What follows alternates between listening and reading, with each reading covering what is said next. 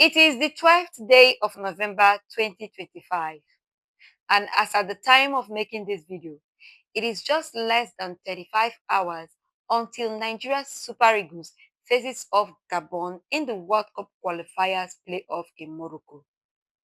But as we speak, the players and the NFF officials are still on negotiation concerning backlog of bonuses owed.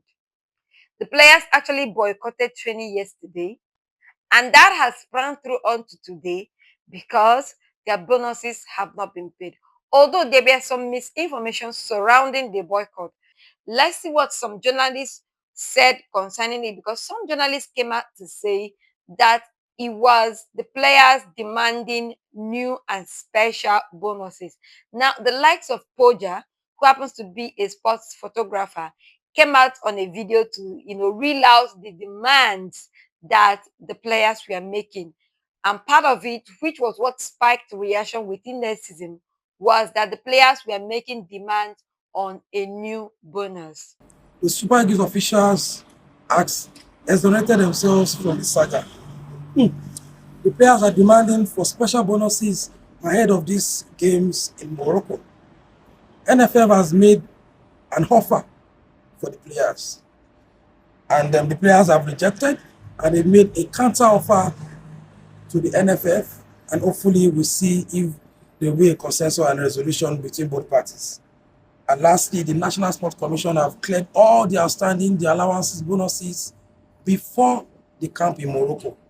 So this issue is not about allowances for previous games, but of course special allowances ahead of these crucial games on Thursday, and of course the final. Another journalist and sports administrator in Toby Samuel Adepoju also came out with the same information. Now, let me read exactly his tweet. He said, and I read, "Update, my source, the Super Eagles are asking for special bonus, $30,000 per win.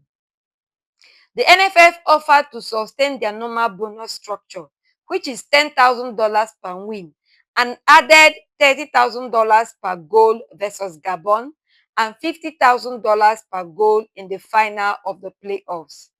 The NFF offers were rejected by the players.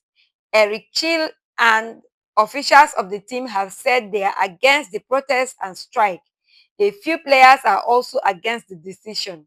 Let's continue to pray for the World Cup tickets." But later on in the evening, same yesterday, a Nigerian journalist, sports journalist actually based in Germany, Oma Okatuba, actually came out with a video to debunk this information, stating that the players were demanding for old bonuses. That was the confirmation of what was actually the issue, the reason for the boycott. It was about old bonuses that dated back to 2019. Don't let anybody fool you. These players have been old for ages. It's not the first time. So that's why they are protesting. They're not protesting because they are asking for what someone calls special bonus. What is that? You think these players are hungry? That they will be asking for special bonus before they qualify for a World Cup? Can't you see the way Osimhen almost killed himself in the last game against Benin Republic? So what do you guys mean by they're not asking for special bonuses? They're just saying pay us the backlog of what you're owing us. Don't let anybody lie to you. And this is how they come out with propaganda and use a few persons there to deceive the public. And then later in the same evening, Kelechi, popularly known as Dr. Kelechi, the local man, also came out making a video right in front of the camp of the Super Eagles to confirm that, yes, the boys boycotted the training and they were not saying anything. The NFF president was with the players and the officials upstairs and trying to negotiate on what was going to be fair for both the players and, NFF and everybody, of course. And yes, I can now confirm that the Super Eagles of Nigeria players have boycotted training today. This was supposed to be what their training second training session, and usually second training sessions they do the tactical work and stuff. But due to unpaid allowances and disagreements with the NFF, they are not training today. To my right, you can see the team buses. If my camera person can pan to the right, you can see the team buses. They are all lined up, for the game for the boys to go to training. But they were not coming out, and we saw the kitsmen offload the kits from the train from the buses as well. So yes, at the moment it doesn't look like it is already dark. They've missed their time slot allocated to them by FIFA to train at the stadium. And yeah, this boils down to what unpaid allowances. They have been owed allowances going back to some time. The negotiations have been going on with the NFF on how to pay it and other things, and I can confirm that the negotiations are still going on. We're hopeful that things will be resolved tonight or tomorrow so that they can train tomorrow for the game on Thursday. They always come out on television in different shows. We have seen them since this 2019 saying, oh, we're not owing these players. We have paid all their debts. They keep saying it every time. And if these players do not, come out to speak, when there is a bad result, we, the fans, everybody lashes on these players. Nobody understands what they are going through.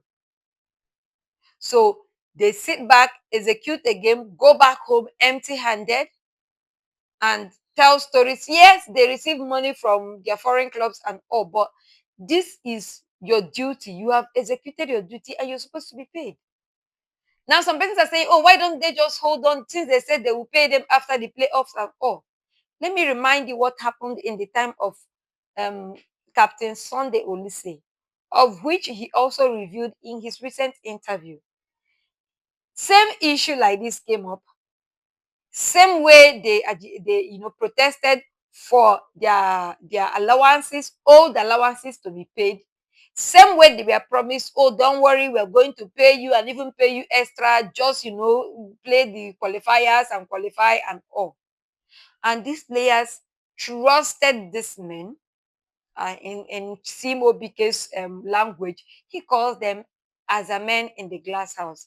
They trusted this as a man in the glass house and decided to go ahead with the qualifiers. Actually, they qualified. Let me remind you in case you don't know.